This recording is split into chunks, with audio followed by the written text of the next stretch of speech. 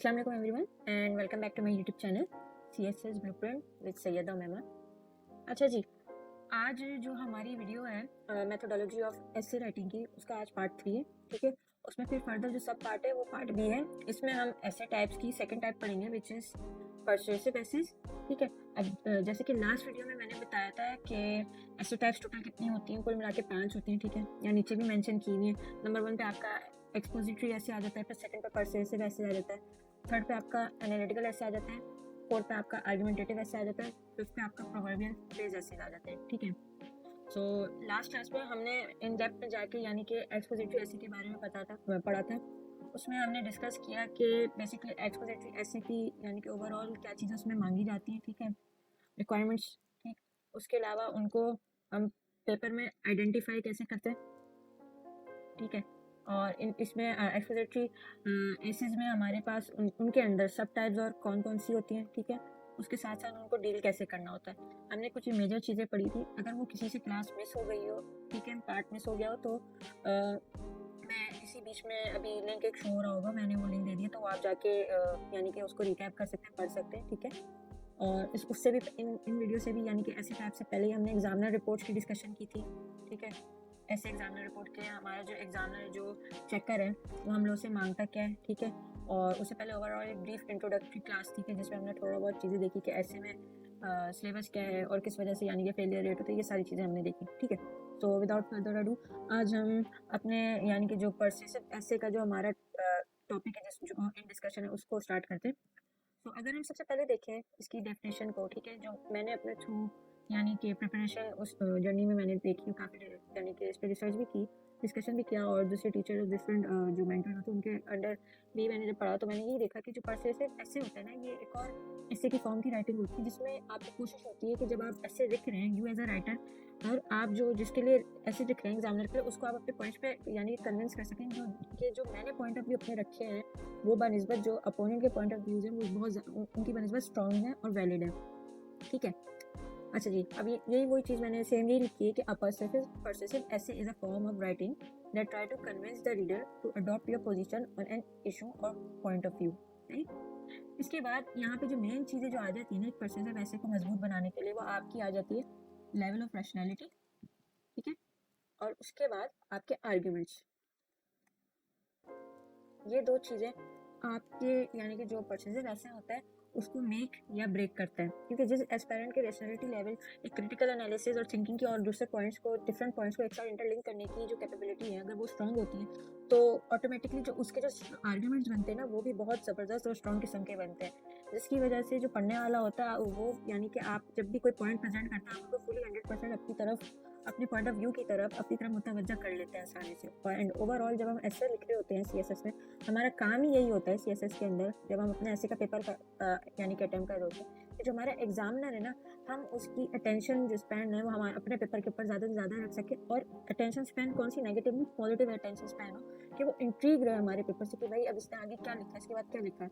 इस तरीके से ये होता है कि जो हमें 40 नंबर जो रिक्वायर्ड होते हैं वो हमें वो आराम से गेन हो जाते हैं। ठीक है जी, अब जो परसेसिव ऐसी है इसमें कुछ इंपॉर्टेंट क्वालिटीज़ देखी जाती हैं जो हर यानी कि परसेसिव ऐसे की जो जितने भी यानी कि टॉपिक्स आपको दिए हैं उसमें मौजूद होना ज़रूरी होता है। सबसे पहले होता है कि जो डेफिनेट पॉइंट ऑफ व्यू से मुराद ये है कि जो हमारा जो हम एज अ राइटर हम लोग जब लिखते हैं तो हमने एक पॉइंट के ऊपर ही बंदे रहना होता है। ठीक है, कि ये हमारा स्टैंस है, ये हमारा उस टॉपिक के ऊपर स्टैंस है। उसके बाद हम वो जो स्टैंस है ना हमने उसको भरपूर प्रॉपर तरीके से ना डिफेंड करने की कोशिश करनी होती है। ठीक है, उसके साथ साथ जो आपके अगेंस्ट में जो काउंटर आर्ग्यूमेंट्स होते हैं उनको सामने प्रेजेंट करते हुए उनके काउंटर यानी कि आंसर सामने प्रॉपर तरीके से विद एविडेंस एंड रेफरेंसिंग वगैरह पूरी सारी प्रॉपर रिसर्च के थ्रू आपने उनको प्रेजेंट करना होता है। राइट, सेकंड पॉइंट हमारे पास जो आ जाता है वो ये है कि रीडर का एक इंटरेस्ट हो। ठीक है, ऐसे तो सब लिखते हैं हमारे यहाँ पे माशाल्लाह से, पाकिस्तान में जब हम ओवरऑल जितने भी कैंडिडेट जब CSS अटेम्प्ट कर होते हैं तो सब ऐसे लिख के आते हैं। ठीक है, ओवरऑल जितने भी अपेयर होते हैं पेपर पर 12,000 15,000 ईच ईयर। ठीक है, मगर जो सबसे ज़्यादा मेजर प्रॉब्लम हर टाइप की ऐसे में आती है, जो टोटल ऊपर ये पांचों टाइप जो मैंने यहाँ पे ये पूरी बताई नहीं है, ठीक है, उसमें यही सबसे ज़्यादा प्रॉब्लम आती है कि जो हमारा जो एग्जामिनर होता है ना उसकी जो अटेंशन स्पैन होती है वो पेपर एस्पायरेंट के पेपर से ना फ़ौरन ही ख़त्म हो जाती है। वो इस वजह से ख़त्म हो जाती है क्योंकि हम लोग पेपर में प्रॉपर आर्ग्यूमेंट्स नहीं लिख के आ रहे होते, अपने पॉइंट ऑफ व्यू, अपने स्टांस, अपनी यानी कि जो चीज़ें हमें रिक्वायर्ड होती हैं, सही है, वो हम प्रॉपर तरीके से एग्जीक्यूट करके प्रेजेंट नहीं कर रहे होते हैं, ठीक है। इसके बाद यहाँ पे साउंड रीजनिंग होना, ठीक है। अच्छा, ये 2 पॉइंट्स को मैं एक साथ ही क्लब कर दूँ क्योंकि ये दोनों तकरीबन सिमिलर ही पॉइंट्स हैं, क्योंकि अगर नंबर 1 आप अपने प्रॉपर एविडेंसेस प्रोवाइड करेंगे, सॉलिड एविडेंस प्रोवाइड करेंगे, तो ऑटोमेटिकली जो रीजनिंग होगी, जो आप जब लिखेंगे खुद ही, जब आप वहाँ पे लिखने बैठेंगे तो वो खुद ब खुद ही बहुत ही ज़बरदस्त तरीके से डेवलप होती चली जाएगी। प्रॉपर हवाई बात नहीं होगी, जब एविडेंस मौजूद होंगे, उसके साथ साथ डेटा प्रॉपर मौजूद होगा, कोई भी जैसे कहना चाहिए सर्वे का या किसी रिसर्च रिपोर्ट का एक्सेट्रा, ठीक है। तो ये दोनों चीज़ें आपके परसुएसिव एसेस को 4 चाँद लगा देती हैं, ठीक है। अच्छा जी, इसके बाद आपका जो 5th पॉइंट पे जो मैंने पॉइंट लिखा है कि आपको जो आप यानी कि जो आपकी ऑडियंस है ना, जो जिसके एज अ राइटर आप जिसके लिए लिख रहे हैं, उनको जहन में रखते हुए लिखना होता है, ठीक है। और आपको ये जहन में रखना चाहिए कि भाई मैं इस जो मेरी रीडर है, ठीक है, ये ऑडियंस है जिसके लिए मैं ये लिख के भेज रहा हूँ ऐसे, उसको मैं अपने ऐसे की तरफ किस तरीके से अट्रैक्ट करूँ और उस अपने ऐसे में ऐसे क्या काम करूँ कि वो ग्लिटरी हो जाए और प्रॉपर तरीके से जो एग्जामिनर है उसको पढ़ ले, ठीक है, पूरा एंड तक, सिर्फ आउटलाइन नहीं, पूरे तक, स्टार्ट से लेकर आउटलाइन के साथ साथ starting introduction, body paragraph and till the conclusion, ऐसे मैं कैसे लिखूँ कि वो पूरा अट्रैक्ट हो जाए मेरे ऐसे की तरफ, ठीक है। तो यहाँ पे ये परसुएसिव ऐसे में ये क्वालिटी होना बहुत ही मैंडेटरी होती है, ठीक है। और इसके लिए वही बात है, फिर ये जो आपके जो कहना चाहिए ये हमारी साउंड रीजनिंग, ठीक है, उसके साथ साथ सॉलिड एविडेंसेस, ये आपकी जो होते हैं ना आपकी ऑडियंस को अट्रैक्ट करके रखते हैं, ठीक है, ये चीज़ें प्रॉपर। अच्छा जी, इसके बाद जो यानी कि परसुएसिव ऐसे में जो एक और क्वालिटी मांगी जाती है वो ये होती है कि कोई भी टॉपिक हो ना, वो उसमें आपको जब आप वो अटेम्प्ट कर रहे हो तो उसमें आपको well research and well prepared होना चाहिए कि किसी भी एंगल से आप उसको केटर कर सकें। अब जैसे कि जो रिकमेंडेड अप्रोच होती है कोई भी टॉपिक, अब कोई भी टॉपिक है, लेट्स अज्यूम मैंने लिया कि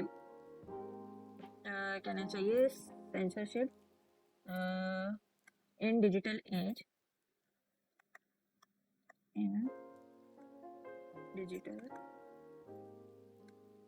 ठीक है। अब आगे है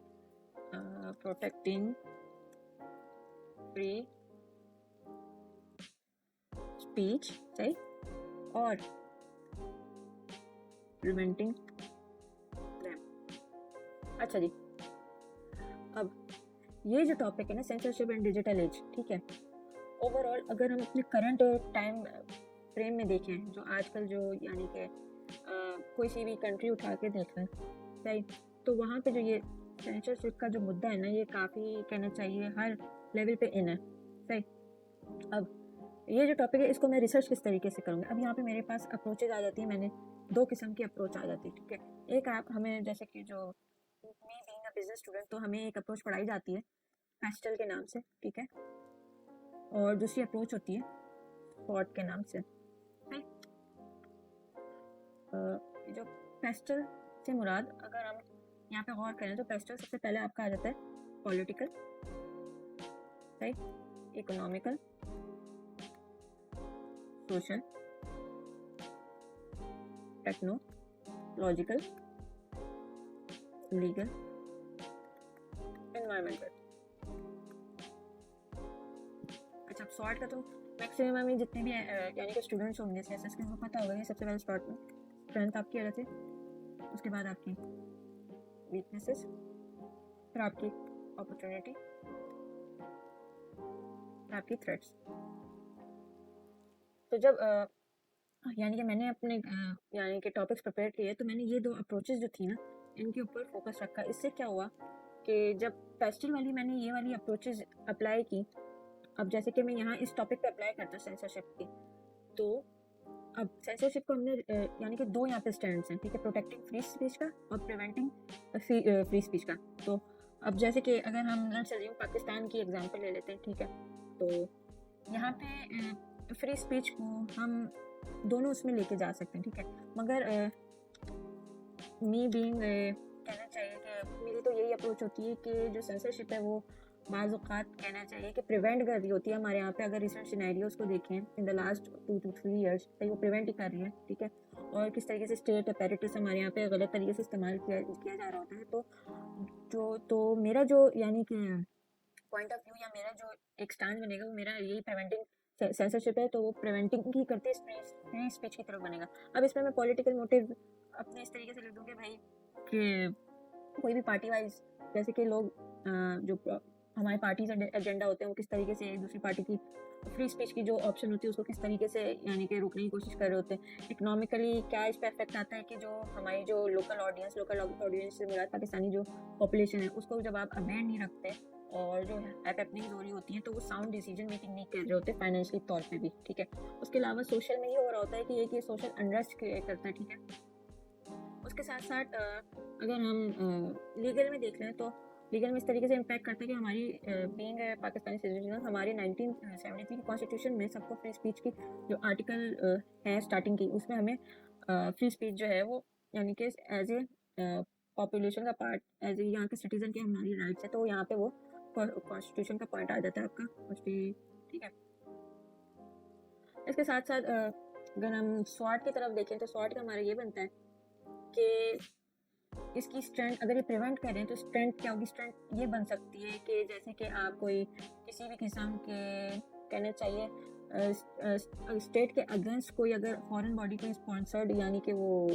प्रोपेगेंडा करिए तो वो आप प्रिवेंट कर सकते हैं, ठीक है। इसके साथ साथ वीकनेस ये होगी कि जो आपकी जो लोकल ऑडियंस है उसका आपके ऊपर से भरोसा उड़ जाता है, वो ये बोलती हैं कि भाई हमें सारी चीज़ें पता नहीं है, सही है, और बिहाइंड द डोर्स क्या चीज़ें हो रही हैं। उसके अलावा अपॉर्चुनिटीज़ यहाँ पे ये राइज कर रही होती हैं कि इधर अपॉर्चुनिटीज़ ये राइज सच कर रही हूँ कि आप ओवरऑल थोड़ा बहुत जो सिक्योरिटी थ्रेट्स वगैरह होते हैं उनको तो आप कैटर कर लेते हैं, मगर उसके साथ साथ जो थ्रेट्स होती हैं सबसे ज़्यादा मेजर थ्रेट्स वो यही होती हैं कि आपके जो घर के अंदर की जो इन्वायरमेंट होता है, इन हाउस इन्वायरमेंट, उसमें अनरेस्ट, और उसके साथ साथ एक तरीके से एक देख लेना चाहिए कि एक दूसरे के ऊपर का ट्रस्ट पूरा ख़त्म हो जाता है, ठीक है। तो इस तरीके से आप यानी कि रिसर्च करते हैं, ये अप्रोच होती है किसी भी टॉपिक को लेके। उसके अलावा भी इन दो अप्रोचेस के अलावा भी और मल्टीपल अप्रोचेस होती हैं जो लोग करते हैं। वैसे कॉमनली कहना चाहिए सबसे इजी अप्रोचेस होती हैं ये दोनों, और ये ओवरऑल पूरे टॉपिक्स कोई भी टॉपिक उसको बहुत अच्छे तरीके से कवर कर लेती हैं। उसके अलावा वेल राउंड आपको एक बैलेंस अप्रोच भी प्रोवाइड करती है किसी भी टॉपिक के लिए, ठीक है। अच्छा जी, अब वापस हम अपने यहाँ पे पॉइंट्स पे आ जाएँ तो इसके बाद यहाँ पे यही मैंने लिखा है कि जो परसुएसिव एसे का जो पर्पस होता है ना वो यही होता है कि हमें एग्जामिनर को कन्विंस करना है, सिर्फ एग्जामिनर को हमें कन्विंस करना है। और वो इस तरीके से नहीं होगा कि हम बहुत ही ज़बरदस्त किस्म की लैंग्वेज यानी कि इस्तेमाल करें, बहुत अच्छे इडियम्स लिख के आ रहे हैं, बेहतरीन किस्म के फ्रेजल वर्ड्स एक के बाद एक इस्तेमाल हो रहा है, कहना चाहिए ट्रांजिशनल वर्ड्स जो होते हैं धड़ाधड़ हमने डाले हुए हैं, ठीक है। सिनोनिम्स की भरमार लगाई हुई है, एंटोनिम्स लगाए हुए हैं, उसके अलावा वन वर्ड सब्स्टिट्यूशन ऐसे ज़बरदस्त टेक्निकल वर्ड्स डाले हुए हैं, ठीक है। इससे क्या होता है कि जो हमारा ये जो परसुएसिव एसे है ना ये असल में एक कहना चाहिए कैंडिडेट की एनालिटिकल एबिलिटी को चेक कर रहा होता है, किस तरीके से वो एग्जामिनर ये देख रहा होता है कि भाई ये जो स्टूडेंट है जो जिसका पेपर मेरे आगे पड़ा हुआ है, हाँ, कि उसके अंदर इतना दिमाग है कि मैंने उसको ऐसा उल्टा सीधा यानी कि ऐसा टॉपिक दे दिया कि वो किस तरीके से इस टॉपिक को, ये जो टॉपिक है सेंसरशिप, इसको इस पॉइंट से भी कोरिलेट कर रहा होती है, प्रिवेंटिंग वाले से भी और प्रोटेक्टिंग फ्री स्पीच वाले से भी कोरिलेट करके उसके डिफरेंट अप्रोचेस रिसर्च के अप्लाई करके उनको इंटरलिंक करके आंसर मुझे दे रहा है, ये चीज़ देखी जाती। आप लैंग्वेज को ओवरडू कर रहे हो सही, और वैसे जो एग्जामिनर हमारे बैठे होते हैं वो कम से कम वाइस चेयरमैन किसी भी यूनिवर्सिटी के वीपी वगैरह या प्रेसिडेंट वगैरह ये सब बैठ के लोग चेक कर रहे होते हैं, तो उनको तो सारे वर्ड्स की यानी कि कहना चाहिए बेसिक्स पता है। और ज़्यादा ये लैंग्वेज ओवरडू करने से ये भी हो जाता है बाल वक्त कि स्टूडेंट को वर्ड्स की एंटोमोलॉजी नहीं पता होती कि उसके बिहाइंड के मायने क्या है, कि उसको रूट उसकी क्या है, उसको किस तरीके से यूज़ करनी होती है, जिसकी वजह से जहाँ पे कुछ अल्फाज लगने नहीं होते ना वहाँ पे भी स्टूडेंट एक्स्ट्रा अल्फाज लगा के आ जाते हैं, जिसकी वजह से नंबर कट रहे होते हैं, ठीक है। और यही चीज़ ना ये एक्सेस में जब होती है तो ये बोर करती है आपके जो चेकर को, ठीक है। इसके बाद परसुएसिव ऐसे का जो सबसे ज़्यादा मोस्ट इम्पॉर्टेंट यानी कि जो एक कहना चाहिए किसी भी परसुएसिव का नहीं बल्कि ओवरऑल एक ऐसे का वो ये है कि जो आपको ना पॉइंट्स अपने रिपीट करना बिल्कुल अलाउ नहीं होता, ठीक है। किसी भी किस्म का जितने भी ऊपर ये जैसे कि 5 आपको दिए हुए ना, ये 5 पूरे, ठीक है, expository, persuasive, analytical, argumentative, proverbial, इनमें जो आप यानी कि एक आपने आइडिया प्रेजेंट कर दिया उसको बार बार आप रिपीट नहीं कर सकते। अच्छा, वही सेम बात नीचे रिपीट की गई है, 1 paragraph equals to your 1 central idea, ठीक है। ये तो सारे लोग सब बोलते हैं कि भाई एक पैराग्राफ के अंदर सिर्फ एक सेंट्रल आइडिया डिस्कस करो, ठीक है। जब वो पूरा डिस्कस हो जाए तो आप दूसरे सेंटर आइडिया को सेकंड पैराग्राफ से स्टार्ट करो, डिफरेंट पैराग्राफ से स्टार्ट करो। ये तो हर ऐसे के लिए ही इम्पोर्टेंट होता है। एंड लास्टली यहाँ पे सबसे ज़्यादा जो एक कहना चाहिए बिल्डिंग अप पॉइंट होता है वो आपका कंक्लूजन का होता है परसुएसिव एसे पे। वो यहाँ पे कि आप अपना जो है कि जब आपने सारी चीज़ें लिख ली इंट्रोडक्शन से लेकर बिल्कुल बॉडी में आने उससे पहले आपने काउंटर आर्ग्यूमेंट्स और आर्ग्यूमेंट्स वगैरह सब सारी चीज़ें एक्सप्लेन कर दी, तो पूरी कहानी बताने के बाद आप उसकी एंडिंग कैसे दे रहे हो, यहाँ पे ये सब ये चीज़ जो होती है ना सबसे ज़्यादा इंपॉर्टेंट होती है। तो कंक्लूजन के ऊपर यहाँ पे काम होना बहुत, यहाँ पे काम करना एक प्लस पॉइंट होता है और एक कैंडिडेट। ठीक है, अच्छा जी, ये तो हमने क्वालिटीज डिस्कस कर ली। अब इसके बाद अगर हम देखें तो आइडेंटिफिकेशन हम परसुएसिव ऐसे जो होते हैं उनके टॉपिक्स की हम एग्जामिनेशन में कैसे करें। ठीक है, अब कोई भी जैसे कि कहना चाहिए कि एग्जामिनेशन में जब आपको एग्जामिनर एक परसुएसिव ऐसे देगा, ठीक है,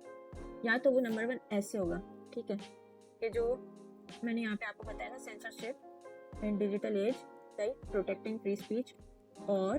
प्रिवेंटिंग देम। ठीक है, ये जो और है ना, ये आपका इंडिकेटर है। किस चीज़ का इंडिकेटर है? वो इस चीज़ का इंडिकेटर है कि ये जो टॉपिक है ना सेंसरशिप का, इसके अंदर आपको एग्जामिनर ने पहले ही बता दिया है, ठीक है, कि यहाँ पे आर्ग्यूमेंट्स मौजूद है, इंडिकेशन दे दिए, या तो आप नंबर 1 इस वाले की तरफ जाएं, ठीक है, नंबर 2 या इसकी तरफ जाएं। ठीक है, इस किस्म के टॉपिक्स जो होते हैं ना, वो एक तरीके से कहना चाहिए कि एग्जामिनर आपको एक लीव, एक गुंजाइश दे रहा होता है, एक आसानी पैदा कर रहा होता है, जो यानी कि पेपर के अंदर कि भाई ये मैंने दे दिया, अब आप प्लीज़ काइंडली ज़्यादा परेशान मत हो और कोई भी एक साइड या स्टैंड को पकड़ के उसको एक्सप्लेन कर दें। अगर अब इस किस्म के टॉपिक्स आ जाए, ठीक है, पेपर में परसुएसिव के लिए, तो इनको बहुत ही आराम से आप ऑप्ट कर सकते हैं। ठीक है, उसके बाद बाज़ टॉपिक्स ऐसे होते हैं जिसमें कहना चाहिए कि वो ये जो और होता है ना, ये मेंशन नहीं करते। ठीक है, अब जैसे कि मैंने अपने जब गो थ्रू के नोट्स, उसमें मेरे ध्यान में वहाँ पे मैंने एक यही देखा कि एक टॉपिक था, वो ये था एड्रेसिंग इनकम, मेरे ख्याल से था इनइक्वालिटी, हाँ, इनइक्वालिटी थ्रू प्रोग्रेसिव टैक्सेशन। हाँ, अब ये जो टॉपिक है addressing income inequality through progressive taxation, अब ये ओवरऑल सिर्फ एक सिंपल टॉपिक दिया हुआ है। अब आपको यहाँ पे नहीं पता कि भाई यहाँ पे मैं किस किस्म की स्टेंस ले सकता हूँ, मगर ओवरऑल जो एक कैंडिडेट होगा, अगर उसको ज़रा से भी प्रॉपर तरीके से इस चीज़ के ऊपर यानी कि टैक्सेशन के ऊपर सही और इनइक्वालिटी जो होती है इनकम की उसके ऊपर डिस्कशन करेंगे, तो उसके जहन में ऑटोमेटिकली क्लिक कर जाएगा कि भाई यहाँ पे 2 स्टांस बनेंगे, वो इस तरीके के बनेंगे, either I will support it, ठीक है, कि जी हाँ, कि इनकम जो इनइक्वालिटी है सही, उसको हम अगर हम यानी कि प्रॉपर टैक्सेशन के मेथड्स अप्लाई करें, तो ये जो गैप होता है सही, फिस्कल गैप या इकोनॉमिक गैप बिटवीन द हमारी जो सोशल क्लास होती है, वो किस तरीके से ख़त्म हो जाएगा। जो हमारे लोअर तबका होता है, अगर प्रॉपर तरीके से टैक्स, अगर अमीर लोगों का यानी कि इलाइट क्लास होती है उनका हम प्रॉपर तरीके से टैक्स कट करें, तो वो टैक्स किस तरीके से यूज़ हो सकता है, किस तरीके से वो जो होती है कहना चाहिए गवर्नमेंट की जो डिफरेंट स्कीम्स होती हैं, डिफरेंट प्रोजेक्ट्स होते हैं, जो हमारे lower class and middle class, वो भी मिडिल क्लास में जो कहना चाहिए लोअर मिडिल हो गए, उनको डेवलप करने के लिए किस तरीके से वो अप्लाई हो सकता है, सही, किस तरीके से के लिए उनके सपोर्ट सिस्टम क्रिएट कर सकते हैं, और उसके अलावा कहना चाहिए कि उनके लिए डिफरेंट अपॉर्चुनिटीज़ कैसे क्रिएट की जा सकती हैं। तो इस तरीके से आप पूरा लिंक करके टॉपिक बना सकते हैं। ठीक है, दूसरा इसके अगेंस्ट, अब इसके अगेंस्ट जाने में, ठीक है, ये थोड़ी अनट्रेडिशनलिस्टिक अप्रोच होगी, मगर बहुत से लोग होते हैं जो इस तरफ चले जाते हैं, वो इसलिए जाते हैं क्योंकि उन्होंने वही बात है कि एग्जामिनर की अटेंशन को ग्रैस्प करना होता है। ठीक है, अब अगर मैं अगेंस्ट जाता हूँ तो जो मेरे ध्यान में यही चीज़ आएगी कि भाई टैक्स, उसका ये बनेगा कि भाई टैक्स जो है वो सिर्फ एक ओनली टूल नहीं है कि जिसके थ्रू आप इनकम इनइक्वालिटी को ओवरकम यानी कि कर सकें। क्यों? क्योंकि इससे ये होगा कि जो आपका जो एलीट क्लास का तबका है वो ऑफिशियली सारी आपकी इंडस्ट्रियाँ चला रहे, सारी इन्वेस्टमेंट्स उसके हाथ में है और अब आप उसको और ही फर्दर बर्डन कर रहे हो, ठीक है। इससे ये होगा कि जब आप उसके ऊपर मल्टीपल टैक्स लगाएंगे तो ये होगा कि वो अपनी इन्वेस्टमेंट पाकिस्तान से या किसी भी कंट्री जहाँ पे वो इन्वेस्ट करा होगा वहाँ से उठा के उन कंट्रीज में ले जाएगा जहाँ पे उसको टैक्स लीनियंसी होगी, जिसकी वजह से फर्दर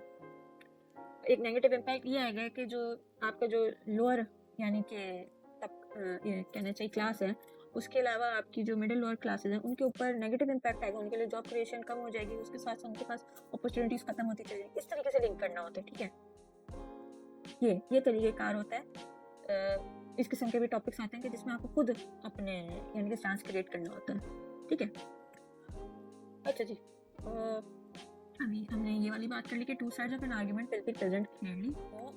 इसके लिए था, ठीक है। अगर ना प्रेजेंट क्लियरली हो तो फिर ये वाली अप्रोच आ जाती है, सही है। अब आइडेंटिफाई कर लिया, इसके बाद क्या करना है, पेपर में फौरन जैसे आइडेंटिफाई कर लिया, जहन में आ गया, आगे फिर ये करना है कि दोनों साइड से जो यानी कि बोथ साइड है उनके जो होंगे ना जो पॉइंट्स, ठीक है, वो आपने जॉट डाउन जो आपने पेपर में लिखने हैं, जो आपकी आउटलाइन में नीचे सब पॉइंट्स बनते चले जाते हैं ना, उनकी मैं बात कर रही हूँ, वो आपने जॉट डाउन करने बोथ आर्ग्यूमेंट्स के लिए, ठीक है। आपने जमा कर लिए, जितने भी जमा हुए, 15 जमा हुए, 20 जमा हुए, ठीक है, दोनों साइड्स के 20-40 पॉइंट्स आपके हो गए, ठीक है। उसके बाद उन 40 पॉइंट्स में से आपने फिर उनको यानी कि प्रॉपर अरेंज करना है कि भाई मेरे ये वाले पॉइंट्स जो हैं 20 में से एक आर्गुमेंट के ये शुरू के 10 मेरे यानी कि स्ट्रॉन्ग है, मैं इनको लिखूंगी, ठीक है। आपने हाईलाइट कर देंगे भाई मैंने ये लिखना है, फिर उसमें ये आपने ऐड करना होगा, ठीक है। इसके बाद कि आप उसमें एविडेंसेस ऐड करेंगे दोनों साइड, ठीक है। अच्छा, अब ये सारा काम आपका हो गया, ठीक है। तो अब आप ये करेंगे, जब आपने चूज करने की बारी होगी तो आप इस तरीके से चूज करेंगे एक आर्गुमेंट को कि के दोनों साइड्स को आप देखेंगे, जिस साइड में आपके पास ज़्यादा प्रिफर्ड मटेरियल आपने जो गैदर किया हुआ पेपर के अंदर वो अवेलेबल होगा, आप उस पॉइंट की तरफ चले जाएंगे, ठीक है। यही बात मैंने लिखी, then choose the side which you are going to support on the above basis, ठीक है। ये जो 3 पॉइंट्स हैं ये आपको बता देगी बहुत इजीली तरीके से कि आइदर आप उस टॉपिक के सपोर्ट में हैं या आइदर आप उस जो बात की जा रही है उस टॉपिक के अंदर उसके अगेंस्ट में, वो आपको वहीं पे पता चल जाएगा with the help of your material जो सब आपके जहन में अवेलेबल होगा और आप जॉट डाउन करके गैदर कर लेंगे, सही, ब्रेनस्टॉर्मिंग के भी। अब यहाँ पे जो कुछ स्टेप्स होते हैं कि परसुएसिव टॉपिक्स को हम पिन पॉइंट कैसे करें, सही। अब पिन पॉइंट करने का तरीका ये होता है कि ओपिनियंस जो होते हैं ना किसी भी, जैसे कि ये टॉपिक है, ये मैंने जो नीचे टॉपिक है ये वाला addressing income inequality through progressive taxation वाला, ठीक है। इसमें अगर आप गौर करें तो ये जो पूरा जो टॉपिक है ना इसमें आपको फुल ऑन यानी कि अपॉर्चुनिटी दी गई है कि आप इसको किसी भी ओपिनियन या किसी भी उस पे पाथवे पे ले जाके इसको डील करके लिख सकें, सही है। सो यहाँ पे क्लैरिटी दी हुई है कि भाई यहाँ पे जो ओपिनियन है ना आप उनको प्रॉपर तरीके से एक्सप्लेन कर सकते हो, ठीक है। सेम है, ये टॉपिक ही खुद ही बता देगा कि आपको कितनी अलाउंस है उस पर फ्री हैंड लिखने का, ठीक है। इसके बाद टॉपिक्स ऐसे होते हैं परसुएसिव के कि वो जब लिखे जाते हैं वो इस किस्म के लिखे हुए होते हैं नेचर में कि वो कहना चाहिए कि इमोशनल उनका ना एक इम्पैक्ट होता है, एक इमोशनल